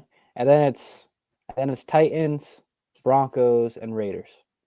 The Titans, they obviously win. The Broncos, I mean, the Broncos are in a situation right now where they're the 1 seed. They're killing it. I think that again, that's a 50-50 game, and I think that they beat the Raiders. The issue in all of this is that there could be a real chance where they could win some of these games down the stretch and the Broncos be ahead of them in the standings, the Chargers be ahead of them in the standings, and they miss the playoffs. That's what happens when you put yourself behind the 8 ball the way that they did this year. So I think that they have a fighting chance to make the playoffs. I don't think that they do it this year. What do you think? 42%, 55%? What are you thinking? I think 50-50. I think it's a 50-50 shot they make the playoffs. I think you have to give Patrick Mahomes a 50-50 shot no matter what. Like, he's that good. I just think that I think that an early exit out of the playoffs or a no playoff appearance, you have to sit there and be like, what's the issue? What's the problem? And it's like, well, 4 years ago, they were putting up 35 points a game. Like, it was nothing. And they were one of the most electrifying offenses to watch in the entire NFL. The common denominator on all of this is just the Chiefs have an Andy Reid problem at this point. And I think that his voice has potentially grown stale within that building. And that's something that they're just going to have to figure out at some point. Hell yeah. Well, I just want to end on it on saying I disagree. I think the Chiefs are probably going to win out. I think they may lose one game. Yeah, I think they win out. I think they get hot. I think they beat the Cowboys, Texans, Chargers, Titans, Broncos, Raiders. I think they win out, and I think that's crazy. I think they're in there, and I think we're back on the Andy Reid found his magic touch. I think that's kind of gonna be the song everyone's singing come 5-6 weeks from now. Hey, if that happens, we'll have you back on here for sure, because that will be definitely a massive talking point that we need to address. But hey, it was great to have you back on scheduled programming. It's great to hear from you. I miss you. I hope everything's great, and we'll talk soon, obviously. Hell yeah, brother. I appreciate it. Listen closely. Yes, sir. Listen closely. See you, brother. Later, bro. We are way past the halfway point now in the 2025 season. In the beginning of the season, we listed our top 10 quarterbacks, wide receivers, running backs. I'm going to do a little bit of a variation of that today. We'll do quarterbacks, wide receivers, running backs, and then we do the top 5 defenses so far in the 2025 season. So the first one that I'm going to cover right now, again, this is top 10 quarterbacks of the 2025 season so far. Could this list change? Absolutely. Number 10 on this list, I'm going with Justin Herbert. 2,700 yards, 19 touchdowns, 9 interceptions, a 60.4 QBR, 350 rushing yards. He has done a great job of using his legs this season to extend plays, extend drives. I think specifically in the Chiefs game where he used his legs to then close out the game versus the Chiefs. The main thing that's holding them back this season is just health overall. Obviously, you lose Rashawn Slater in the beginning of the season. You lose Joe Alt twice this season. You lose 2 of the guys that you kind of predicated this rebuild around. Justin Herbert, who you planted your flags like, this is the direction that we're going to go. We're not going to go and grab a top wide receiver. We're going to grab these top tackles. And to be able to stay afloat, have 7 wins with this team, with the surrounding cast, even if Marion Hampton gets hurt, Najee Harris tears his Achilles, to be able to keep this all afloat with all of the injuries going around and having the good year that he is right now, I'm going to clock Justin Herbert at 10 this season. At number 9, I'm going to go with Daniel Jones.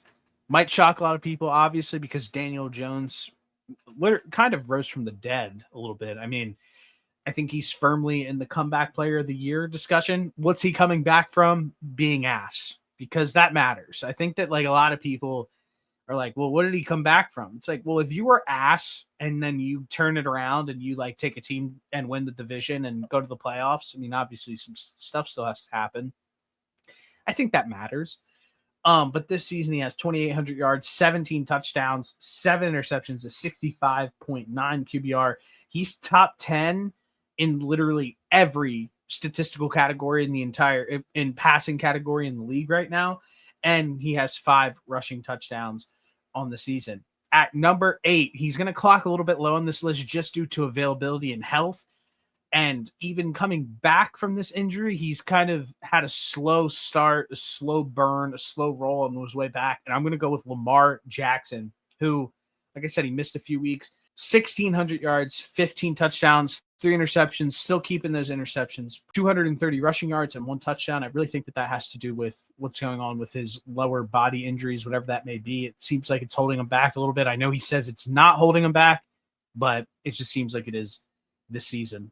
He's 11th in QBR, still easing back from the injury, like I said, but it's hard to deny that when Lamar's clicking, he is not a top 10 quarterback in the NFL. And since returning to the lineup, they're on a 4-game win streak after starting out 1-3. Number 7, another guy whose might piss a lot of people off. I made a video in the beginning of the season talking about Josh Allen and how I'm a little sick of him and what he's come to, and this year the flopping and the whole 9.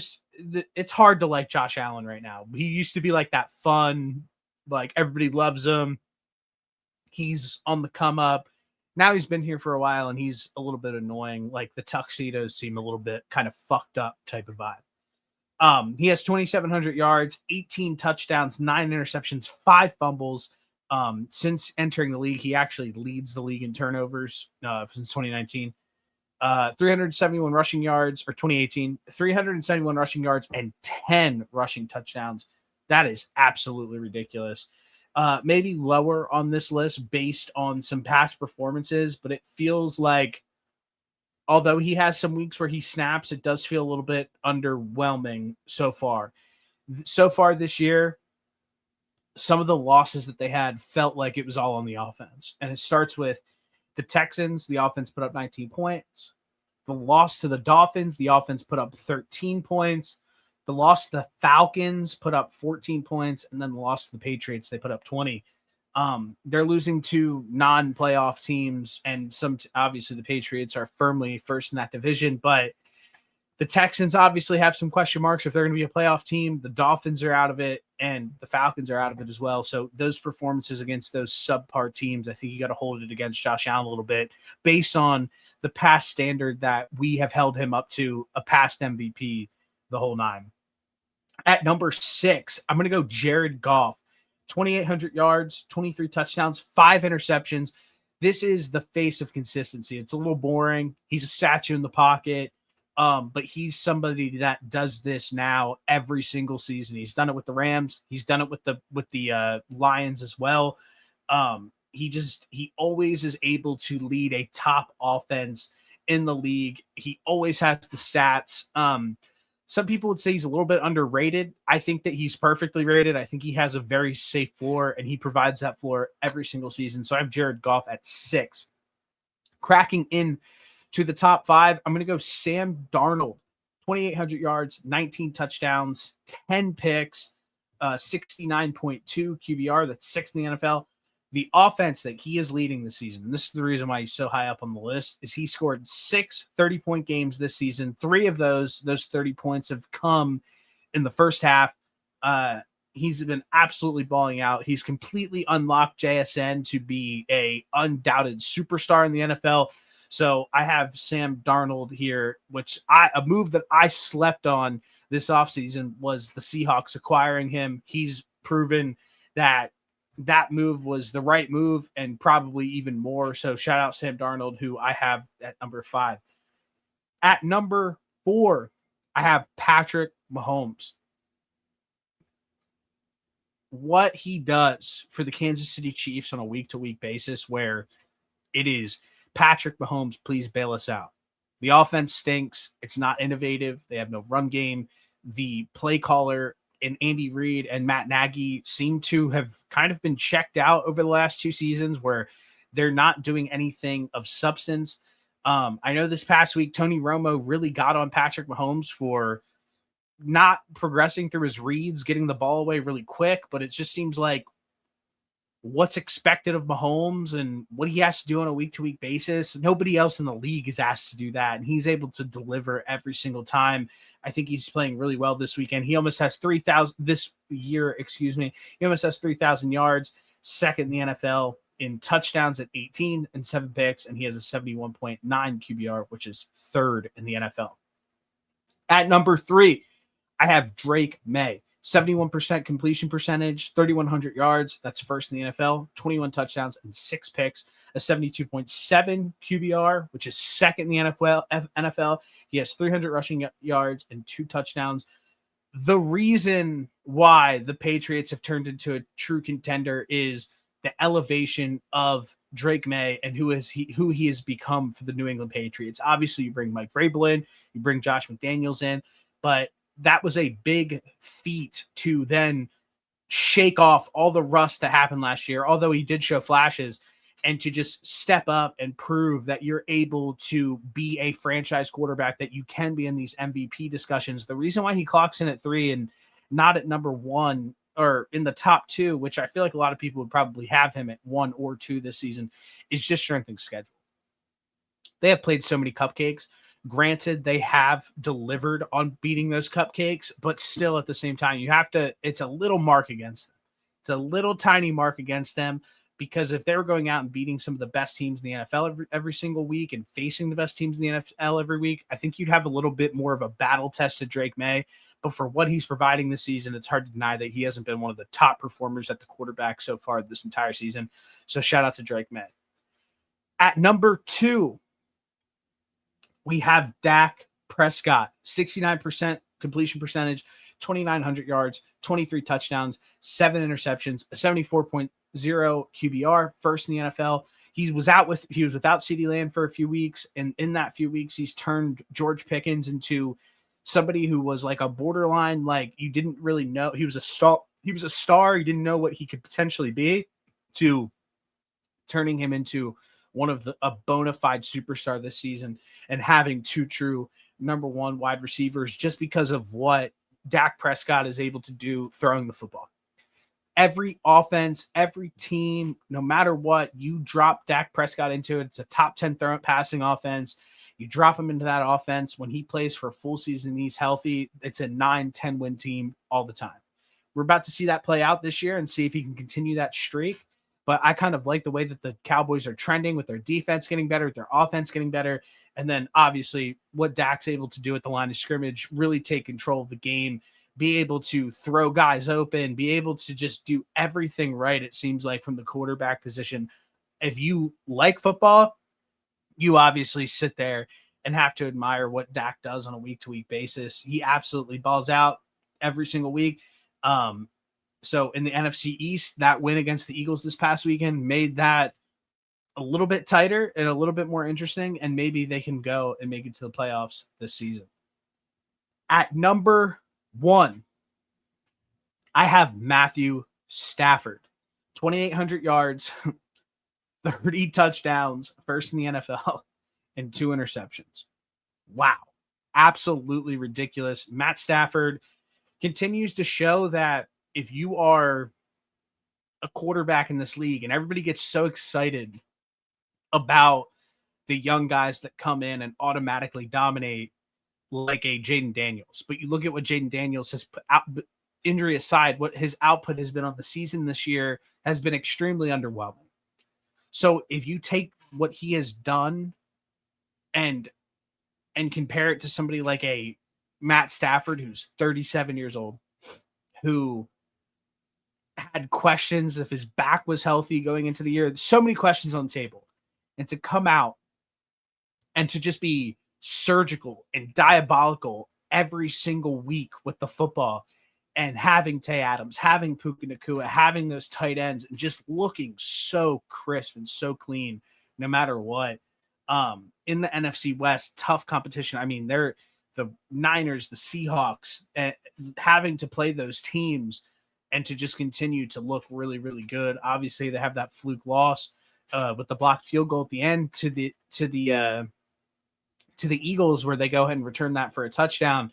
That shouldn't even have been a loss for them. So you have to love what Matt Stafford and the Rams are doing so far this season. It's just, you can't get too excited about these younger players because you just see the trend that has been happening. Obviously, the Tom Brady trend.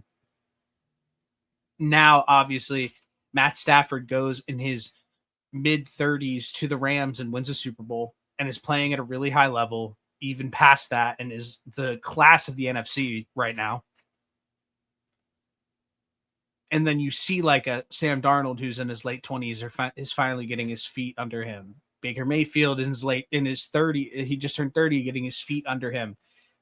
It takes a long time to be good at this quarterback position. And it seems like a lot of these quarterbacks, once they reach their 30s, they could play into their mid to late 30s. And that's not that crazy because of the rule changes.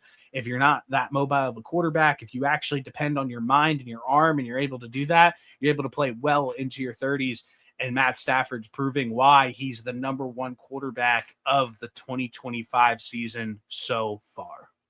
All right, we did quarterbacks. Let's get right into the top 10 wide receivers so far of the 2025 season. At number 10, I'm going to go Tay Adams. 48 receptions, 631 yards, 12 touchdowns. The reason why I put him, he might not have as prolific as stats from a receptions and yards per se, but it's really hard to deny that he's probably one of the most dangerous red zone threats in the entire NFL right now, including running backs, whoever, just based on how he's able to win these one-on-one matchups. He still has it in his, I think he's in his mid 30s now, approaching his mid 30s now, where it's just really hard to deny what he's been able to do this season. 12 touchdowns. He's absolutely dialed in with Matthew Stafford.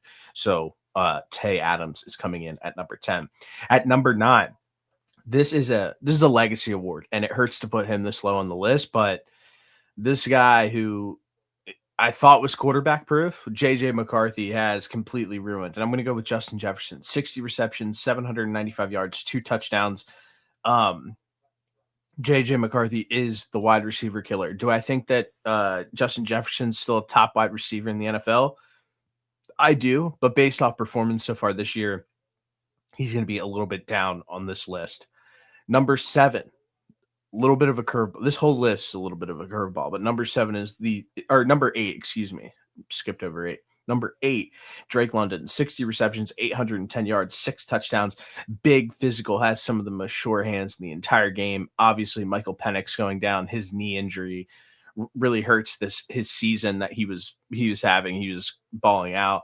I want to see him get a little bit more volume potentially, where obviously there's a lot of mouths to feed on that offense, but I want to see him get force fed like 15 targets in a game and see what he's really capable of. We saw in that 3 touchdown performance what the high end of what he could look like on a week to week basis.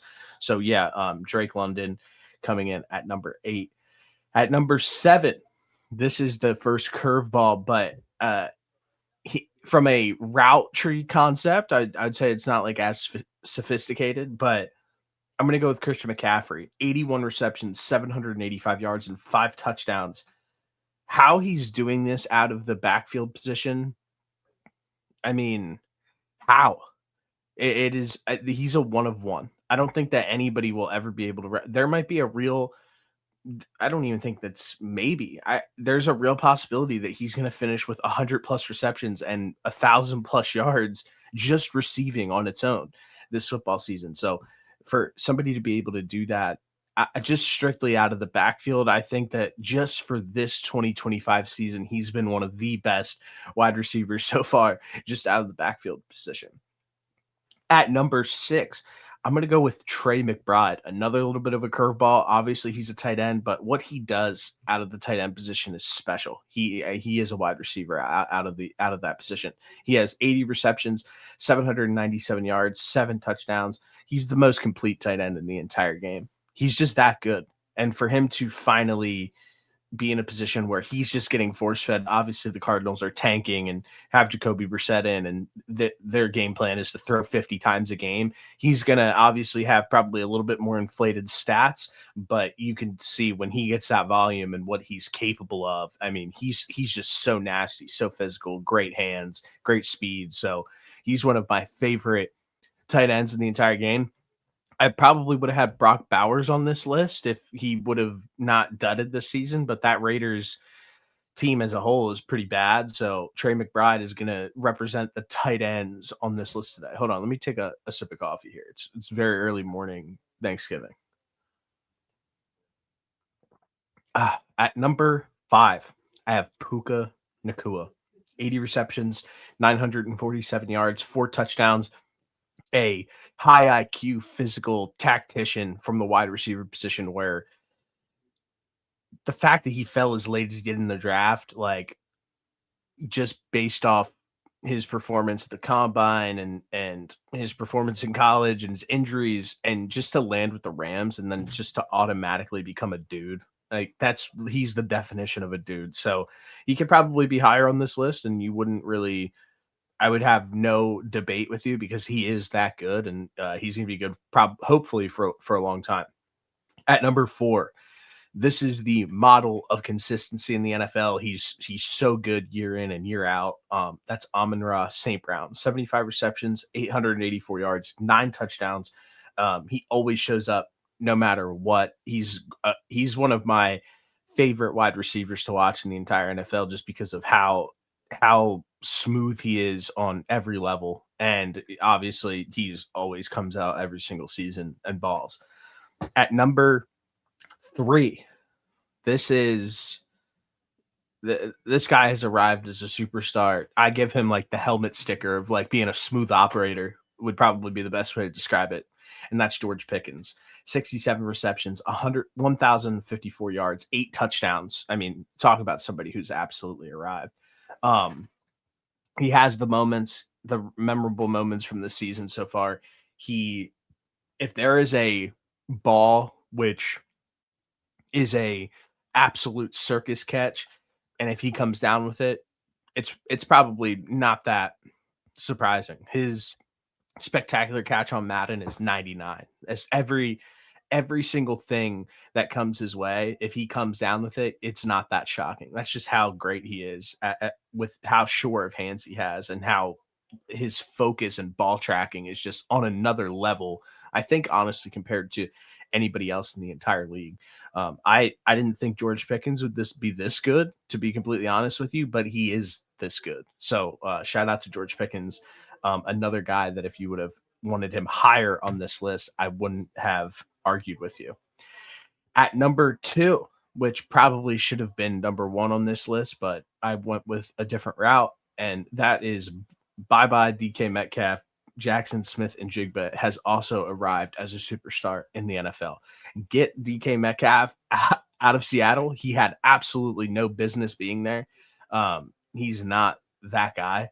And for him to leave, and then one season after, and then have JSN break the franchise record for receiving in 6 less games than he did, to look as dominant as he does. I mean, what an amazing job by Jackson Smith-Njigba and Sam Darnold. I make this joke all the time. I watch Jackson Smith-Njigba's Rose Bowl highlights like once every 3 months, just because it fires me up. He's always been this good, and he's an absolute technician. To finally see it play out in the NFL feels really good, like, because he was one of my favorite players to watch ever in college, and to have him now continue that into the NFL, but not just continuing it, playing at like a higher end level, like at the highest end level, like it feels really good to watch. And you're watching a young guy who hopefully is doing this for a very long time.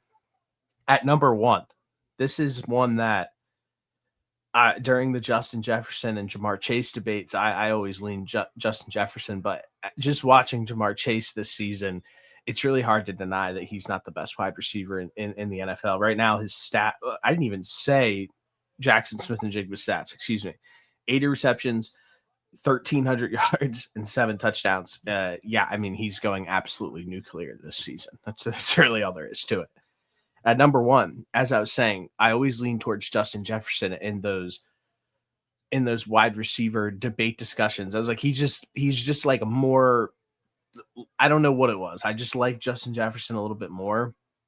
Jamar Chase just has 0 weaknesses in his game. Like he's able to get it done at all 3 levels. If you're able to throw it to him behind the line of scrimmage, he's physical enough to break some tackles and break something off field because he has that speed and that power. He's able to catch the ball across the middle. He's able to make plays downfield. He's the complete package. He's that good. He's quarterback proof as well. Slap that helmet sticker on him. So this season, he has 79 receptions, 861 yards, and 5 touchdowns. He's getting Joe Burrow back down the stretch of the season right here. Let's see what the stats finish like at the end of the season. Obviously, don't spit on people, because if you spit on people, you're not able to play in the games. So hopefully that doesn't happen again. But those are my top 10 wideouts of the 2025 season so far. Jamar Chase, Jackson Smith and Jigba, George Pickens, Amon-Ra St. Brown, Puka Nacua, Trey McBride, Christian McCaffrey, Drake London, Justin Jefferson, and Tay Adams. All right, last thing on the agenda today. I'm going to skip out on the defenses, save that for another day. We are going to go with the top 10 running backs of the 2025 season so far. At number 10, didn't want to add him to this list at all. Don't really like this player at all. But if you're just looking at the numbers and what he's been doing on the football field this season, it's not pretty, but we don't have a long list at running back of good running backs right now. And this guy is going to trump guys on this list like Saquon Barkley is not on this list, which stings. So we're going to have to put Travis Etienne Jr. Shout out to this guy, though. He's been a little bit of an afterthought. There's been everybody has been challenging this guy of what he could possibly be, what his workload looks like, if his job's in jeopardy. And he's coming out this season. He has 169 carries, 815 yards, and 5 touchdowns, 24 receptions, 160 yards, and 2 touchdowns. He's at least carrying the load a little bit and honestly having a little bit better of a season than I thought he would. At number 9, this is the Dion Waiters Heat Check Award, and that's Rico Dwaddle. I don't know what happened to this guy. I think Dallas would have kept him if this was the type of dude that he was in Dallas last year. Even though obviously Javonte Williams is having a big season, but the pop that Rico Dwaddle plays with on a week-to-week basis, and it's almost like jarring to watch. Like, he's had some crazy performances this season so far. 206 yards versus Miami, 200 all-purpose yards versus the Cowboys, 130 yards versus the Packers.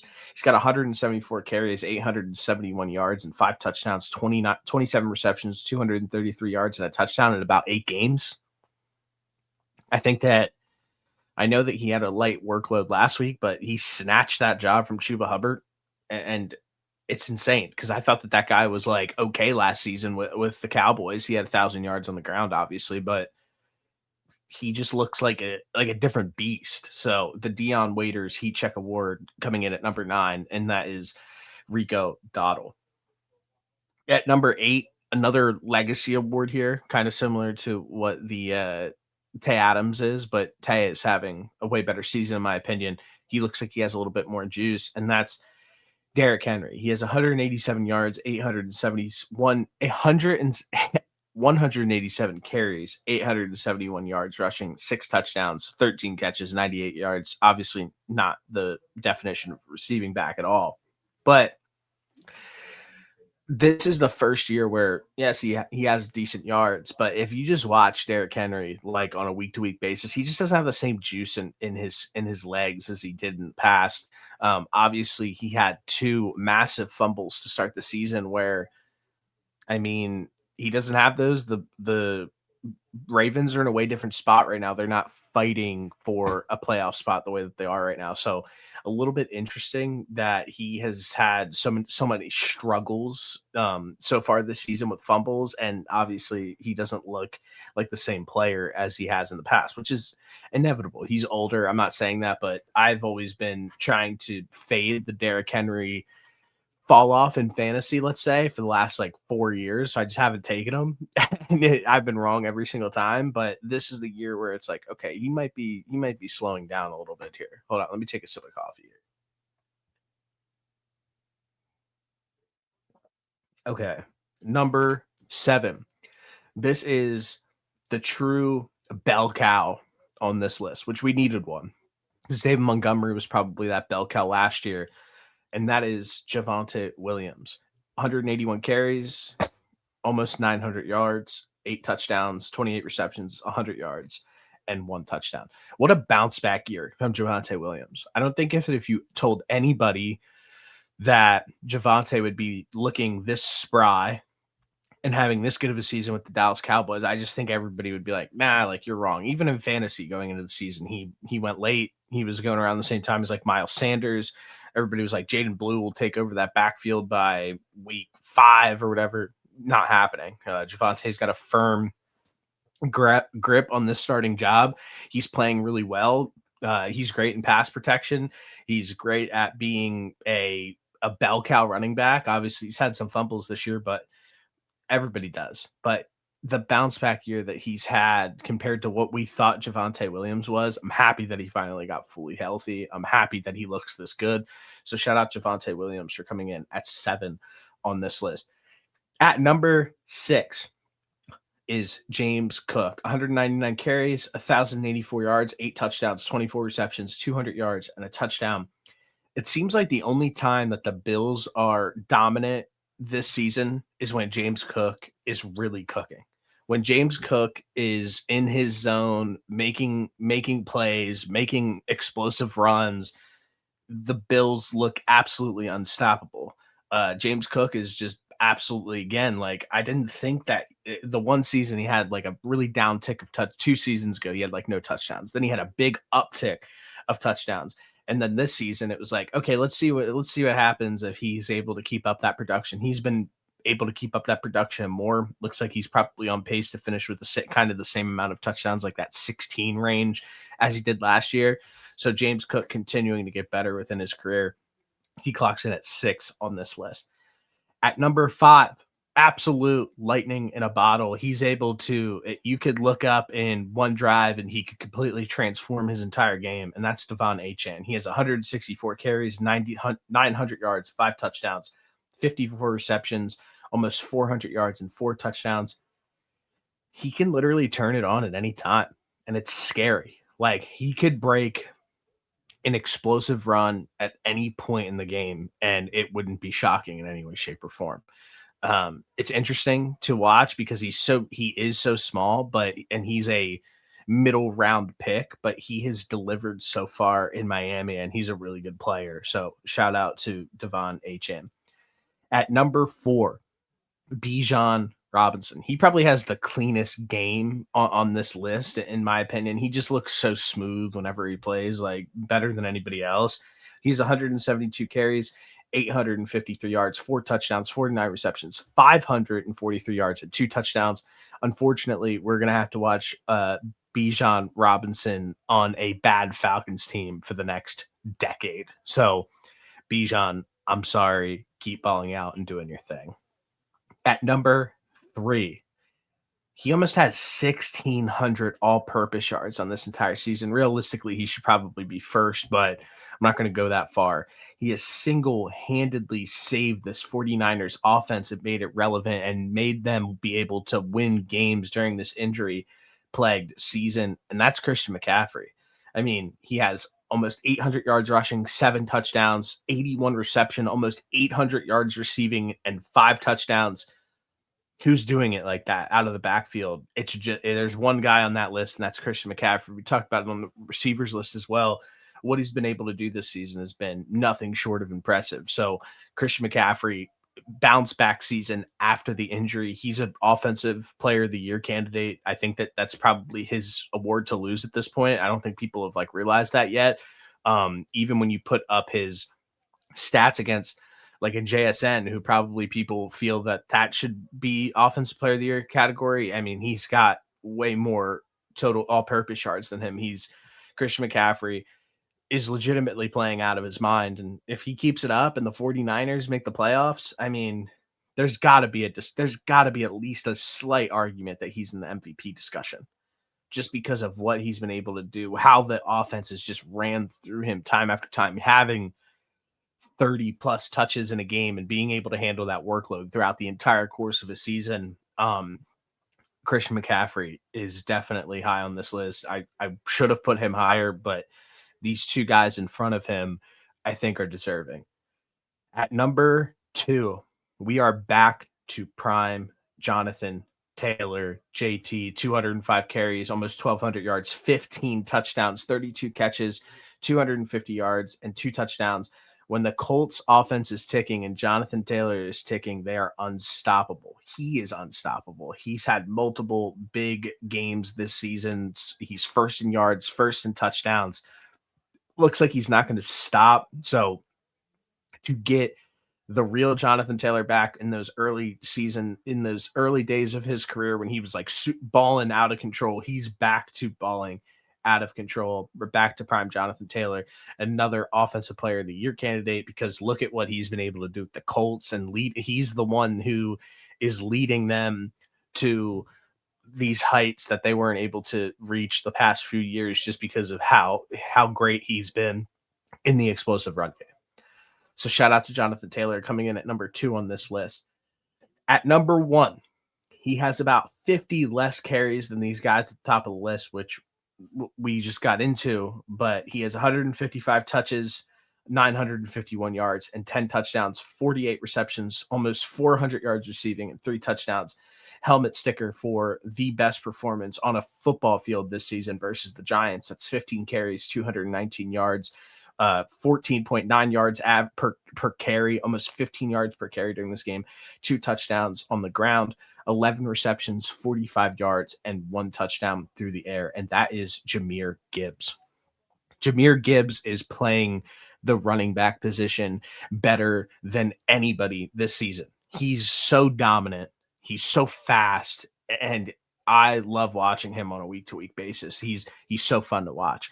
He's the reason, again, why these Lions are ticking this season. Whenever he is able to break those explosive runs, do what he does within the passing game, it makes Jared Goff's life a lot easier and it takes a lot more off of his plate. And that's what's so interesting about where the running back position is in the year 2025, where a few years ago, they were an afterthought. Now they're the reason why you see a lot of these offenses ticking. That's the reason why you saw the Eagles go on the big, deep run last year, why they were able to stay afloat even when the passing game was down last year, because of Saquon Barkley's explosive run game, which we've talked about a lot in this episode. And then you look at this season as well. It's like, okay, Jonathan Taylor's explosive run game is able to put the Colts in a position where they have Daniel Jones at quarterback and they're leading their division and the whole nine. When the run game is ticking and the guy that you have at running back is playing at a high end level, it's really hard to deny that that's the reason why this offense is ticking and why they are relevant within the NFL. So running back resurgence is at an all-time high. So my top 10 running backs for the 2025 NFL season so far, we have Jahmyr Gibbs, Jonathan Taylor, Christian McCaffrey, Bijan Robinson, Devon Achane, James Cook, Javonte Williams, Derrick Henry, Rico Dowdle, and Travis Etienne Jr. Hey, it's been a great episode. I'm going to put this out today. Happy Thanksgiving to you, your family. Enjoy the day. I know that I'm going to enjoy the day with my family. Remember to like, comment, subscribe. Full episodes go up on Spotify. Full episodes go up on YouTube, and then clips will be rolling out on YouTube for the remainder of the week. Hopefully we get Noah back this upcoming week, but hopefully that you guys enjoyed this different format style of an episode where we have a little bit of a solo, bring in a guest, and do our thing as well. So thank you guys for watching. Enjoy Thanksgiving. Good girl, we're getting paper as a passion. at the stacks. It brings